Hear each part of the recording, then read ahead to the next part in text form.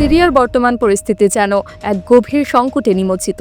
বাশার আল আসাদের ফেলে যাওয়া ভঙ্গুর অর্থনীতি দেশের নাগরিকদের জন্য কঠিন সময় এনে দিয়েছে।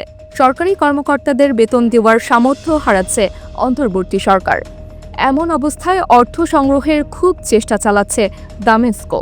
তবে সাম্প্রতিক সময়ে রাশিয়া থেকে আসা বিপুল পরিমাণ অর্থ কিছুটা আশার আলো দেখাচ্ছে।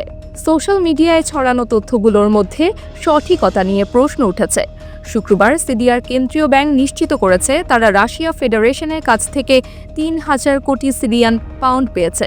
তবে সোশ্যাল মিডিয়ায় প্রচারিত তথ্যের সঙ্গে এই পরিমাণের কোনো মিল নেই। কেন্দ্রীয় ব্যাংকের বিবৃতিতে বলা হয় এই অর্থ সিরিয়া ও এর জনগণের অধিকার রক্ষায় এসেছে।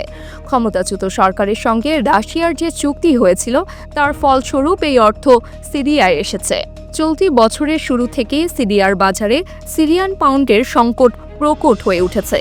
দেশের মধ্যে মুদ্রার সরবরাহ উল্লেখযোগ্যভাবে কমে গেছে, ফলে ডলারের বিপরীতে সিরিয়ান পাউন্ড দুর্বল হয়ে পড়েছে। এখন ডলারের বিপরীতে ৯ থেকে ১০,০০০ সিরিয়ান পাউন্ডের বিনিময় হচ্ছে।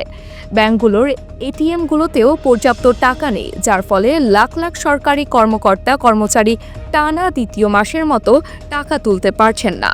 এখন প্রশ্ন উঠছে, এই অর্থ দিয়ে কি সিরিয়ার অর্থনৈতিক সংকটের প্রকৃত সমাধান হবে? সময়ই বলবে।